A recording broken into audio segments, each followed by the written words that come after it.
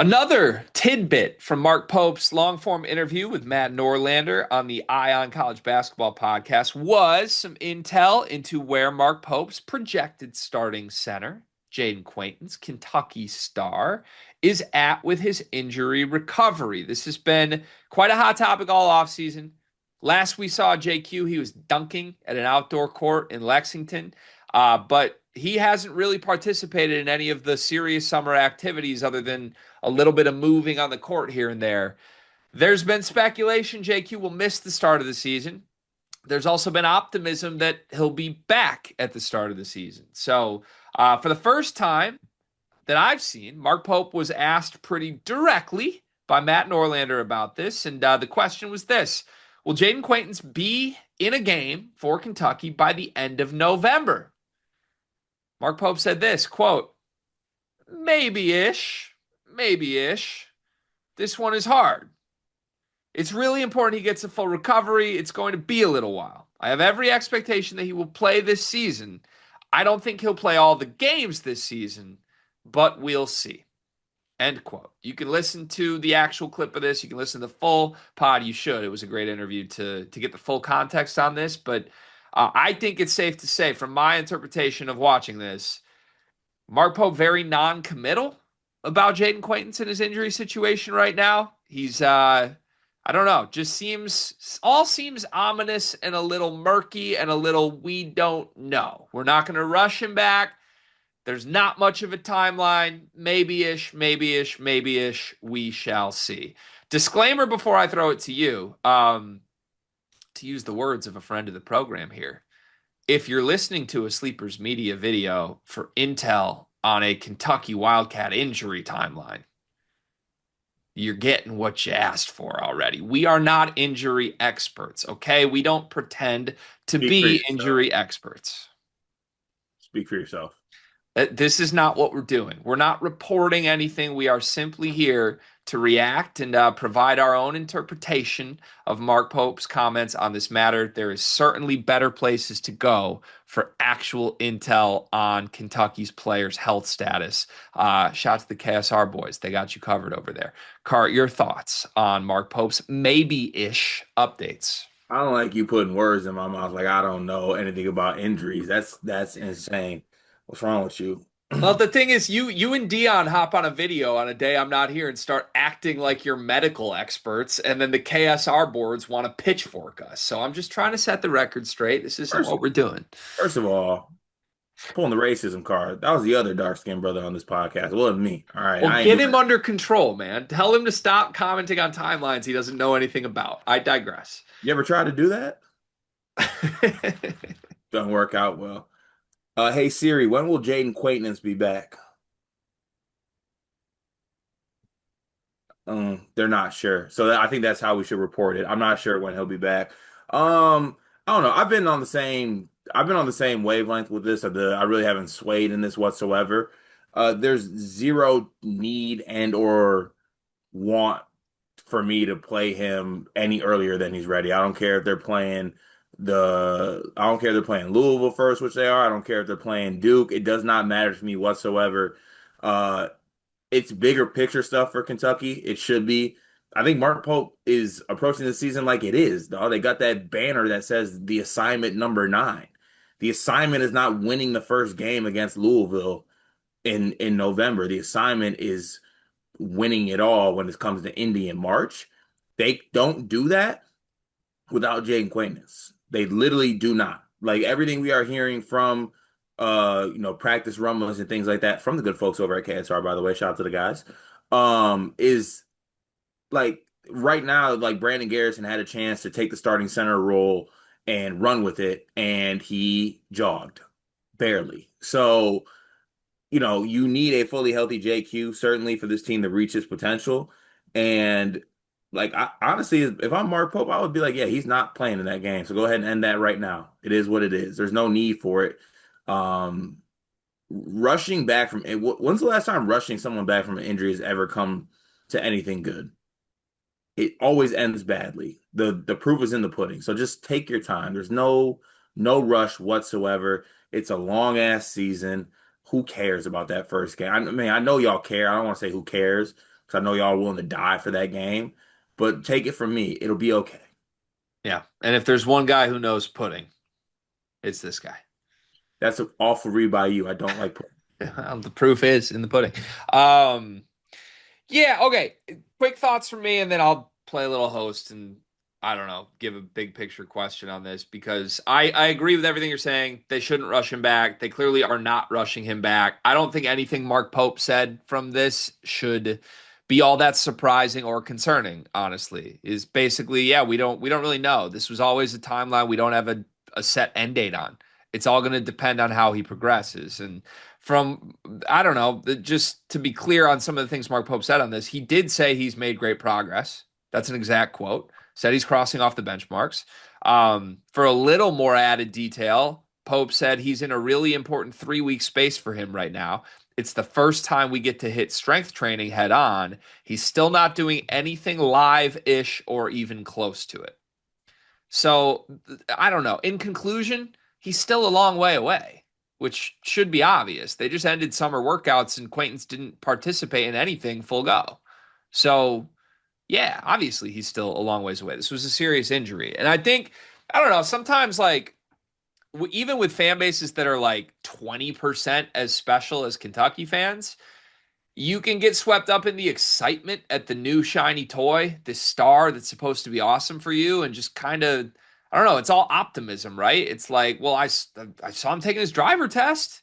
He's on the social media stuff. He's doing stuff with the team. Like, he's got to be back soon, right? It's like, no, not necessarily. This was always a long game. You knew he was hurt when you signed him, and this is kind of what you signed up for. So I do think we may face a point where if he's not playing in November, or even maybe not game one, but like by game 5 or 6, if Quaintance is still out, I do think we're going to reach a point where Kentucky fans get annoyed by it loudly of like, Why? what's going Why on? though? Well, I don't think it's helped that they aren't giving serious timelines here. And I understand they probably can't because they probably don't know. But I think it might help the situation if rather than just sit there and be like, maybe ish, he's not doing anything close ish to like, is he playing or not? Like, I understand you can speak on what he's doing right now, right? And you can speak on if you don't think he's going to play in November, just say, yeah, he's probably not going to play in November. If he does, pleasant surprise. But they haven't exactly set any clarity forward for Kentucky fans to point to. It's been a lot of like, we hope he's back. We hope he's back. Look, he's dunking. Like, just give a little more info and maybe people will stop being paranoid about it. But they probably can't because they probably truly do not know where he's at in his recovery. Right. Can't one, you can't because you don't know. Two, we're setting the bar low. Don't put yourself somewhere. Set the bar low, put it in a little range. Don't set yourself to a date because you really don't truly know. And also, like Kentucky fans, like just relax. That I know that's tough. Relax. Not going to happen. You have to relax. Bigger picture, the assignment. That's assignment. Not the assignment doesn't say, and there's no little footnote at the bottom of the assignment that says make sure you beat Pat Kelsey with Jayden Quaintance along the way. Like Sure. just ooh, if Sure. you get to a certain point, it's about bigger picture stuff. Sure. Okay. Follow-up question from host me. The way I have seen this injury update received online from the accounts that I follow, from people who matter, just the way I've seen these quotes be received, the reception of it has been, oh, this doesn't sound all that good. Now, I'm not saying that's my reception. I think you and I are aligned and like, yeah, this is basically what we would expect. No timeline right now. But there is at least a possible outcome that could have happened where Mark Pope could have been asked about this and been like, yep, he's tracking for like a week 2 return. We feel very good. We're going to see him in November. Instead, I mean, this, I think reading this accurately, it's a very, very, we have no idea update. To me, I can understand why Kentucky fans or anyone on the Kentucky side would interpret an update that is essentially we have no idea as a pretty bad update. Do you think that's a fair read by Kentucky fans or not? I think so. Probably. What's isn't there like actually a phrase associated with? I thought it was no news is good news, but maybe like in this case, no news is bad news. It kind of goes back to what I'm saying. Like, if there was a little clarity, I think it would help. But I don't know. I think all signs up until this answer had seemed to point to like JQ's on track. JQ's on track.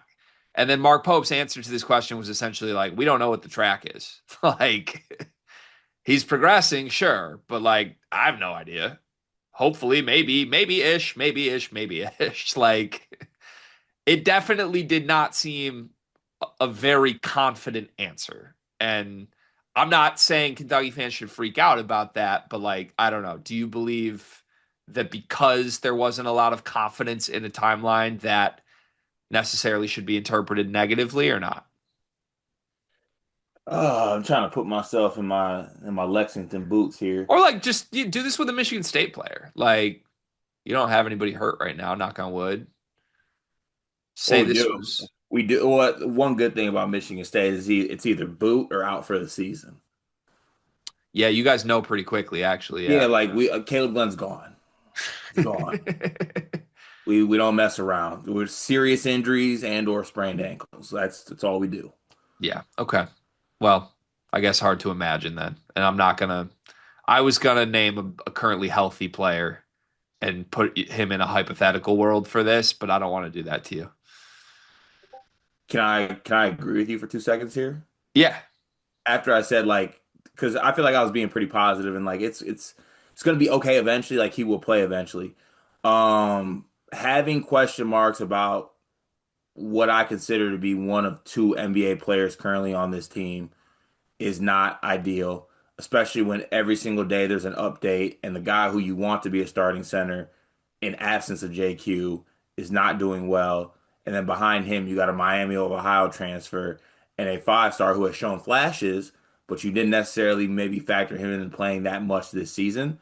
That's, I think, honestly, that's what's making it worse to me. Like if I'm putting myself in Kentucky fan shoes, it's I'm getting scared that we don't have someone to just hold down the fort until he gets back. yeah, yeah. That makes sense.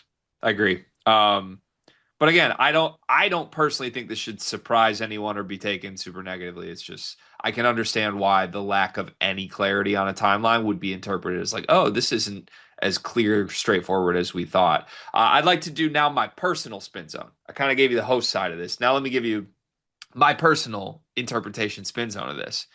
Jaden Quaintance will play against Louisville. Oh, that's what's happening. Let me body language PhD Mark Pope for the first time here. Do it. I actually think, not saying Mark Pope is like, I don't know, a conniving tactical mastermind, but I actually think that if JQ was not trending well, that's where we would hear Mark Pope be blowing positivity about his injury recovery. And instead, if he's kind of playing it coy, I'm gonna do my body language PhD. Put me up to the I don't know, strap the machine to me here. I think Mark Pope would play it coy if he thought JQ was back.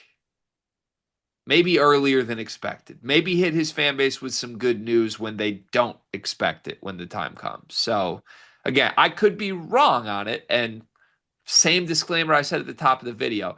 No one listening to this should take any of this as serious reporting at all. This is you and I doing what we do best, having bar banter about all of this. But I don't know. I have this weird gut feel that it means good things for JQ's return, the way Mark Pope kind of slyly tried to sidestep this question.